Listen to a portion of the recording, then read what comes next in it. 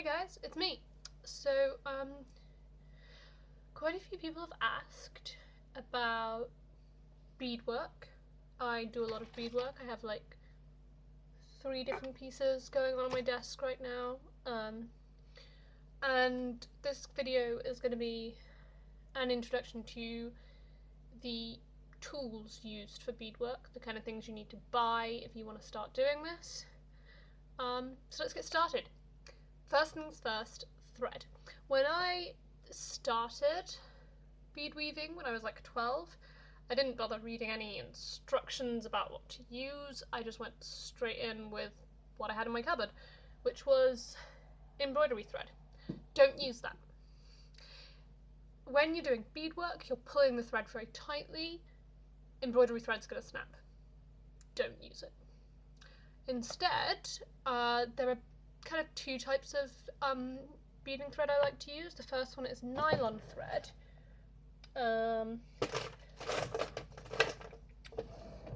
Ignore that. This is some KO beading thread, 100% nylon. This stuff's very good, it's very strong, and it's quite soft. It feels quite like thread that you're used to as a beader. It feels quite like thread that you're used to as someone who does sewing or something like that. This is very good for doing bead embroidery where you are using both fabric and beads. The other kind of beading thread I'd recommend is Fireline, which is apparently also used for like fishing. I don't know anything about fishing, I don't know what they use it for, but that's where it originated and people thought it'd be good for beading. This feels a lot more plasticky and it's a lot more stiff, so don't mix up using the 2 because you need a different tension for working with both. These are both fairly cheap in terms of craft spending, so if you're going to do beadwork, it's worth getting some because it's basically all you can use. There are a bunch of different brands, but Fireline and Nymo are the ones I would go for. Next up, needles. When I started bead weaving, I used regular ordinary needles. I'm not going to throw this, that would be stupid. Regular ordinary needles are useless because you can't fit the beads through them. What you need is beading needles. This is my well overused, very wonky beading needle. Beading needles are incredibly thin and they are flexible so that you can really dig into pieces of beadwork. Very useful. Buy a couple of packs of these, you're going to break them. Because they are very thin, they snap quite easily and you lose them really easily. Warning, if you are beading on a carpeted floor and you drop your beading needle, it won't fall nice and straight. It'll fall like that and it will stick out of the carpet and then you will step on it. If you drop your beading needle, find it straight away. It's not worth it. I know, because I do it all the time. So that's your thread and your needles.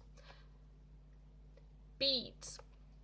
So when you start, you'll be very tempted to go to lots of shops and buy lots of very cheap seed beads. Don't do that. Cheap seed beads are wonky. Cheap seed beads are irregular and wonky, and you won't get the nice results that you are wanting to get. So let me just show you some seed beads. Okay, so there are generally a few different sizes of seed beads. What I have here, cannot see those at all. These are size 6 seed beads. They're massive in seed bead terms, which is tiny in everything else terms. Size 6 seed beads are generally used in something like a Cellini spiral, where you can see they have the big beads on the outside. They're not generally used that commonly, but it's good to have some if you're doing a project where you want something big and dramatic, but they're generally too big to be used for most projects. Then we have our size 8 seed beads. These are a lot more common. Again, quite chunky, but a good starting bead. If you're really not sure and you think you're going to struggle to see patterns, might be worth starting with a size 8. Then you have your size 11s. Here are some size 11 seed beads. Bit blurry, the camera's not used to zooming in and out quickly. Size 11s are your workhorse seed bead. Use them for everything. They're super easy to use, they're the right size, they're wonderful. I'm just gonna pick a couple more things out of my bead cupboard to show you guys. Here we go. Now, this is going to be hard to see on my camera, but we also have size 11 Delica beads. Now, Delica beads are like seed beads, except where a seed bead is rounded at the top, a Delica bead is not. So if you are looking at them side on,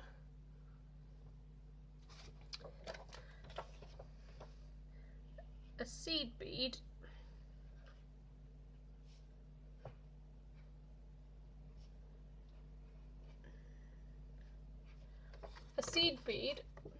looks like that, whereas a Delica bead looks like that. The difference is subtle, but when you are doing certain kinds of beading, a Delica bead will give you a more brick-like beadwork than a seed bead would. So if you're doing something like peyote stitch, I think I pronounced that right, I don't know, or brick stitch, you'd want to use a Delica bead. They are more expensive, so maybe start with regular seed beads and move on to Delica beads. Now, word of warning, especially for people living in the UK, if you go and get your beads from a regular craft store or a haberdashery, you might encounter size 10 seed beads, which look very similar to size 11 seed beads and are often quite cheap. If you're going to buy them, sure, but be careful to label them as size 10, because a lot of designs where the size is really important, they'll be using size 11 seed beads. I don't know why size 10s are so popular in the UK, but they are. It's just a word of warning, they exist. And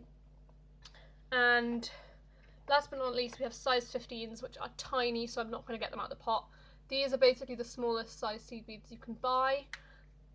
They're adorable. I wouldn't use them as a beginner because they're very finicky.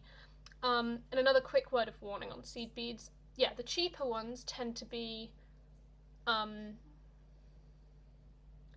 what's the word I'm looking for? I don't know. They're not all the same size. You really want to be looking for the more expensive seed beads.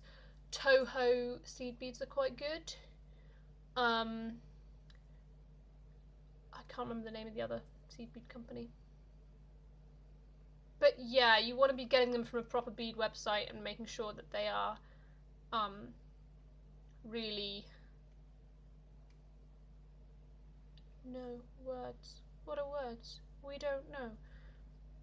You want to be getting them from a reliable source, and you've got to pay the right price. There are no good cheap seed beads. It's a shame, but there we go.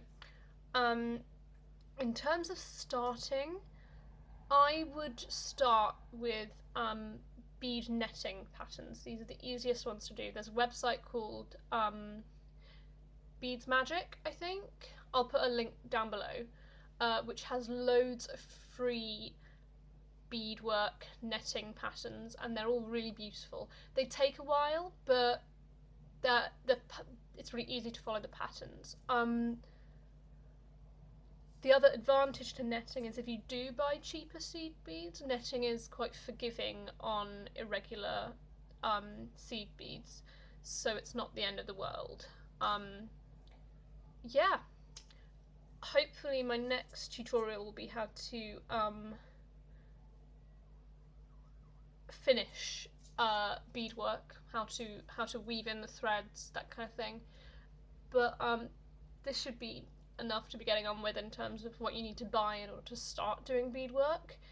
And have fun with it, like picking up the colours of the beads, all that kind of stuff. There's, in terms of like hobbies, it's a fairly cheap one. You can buy a nice amount of beads and some bead and some thread.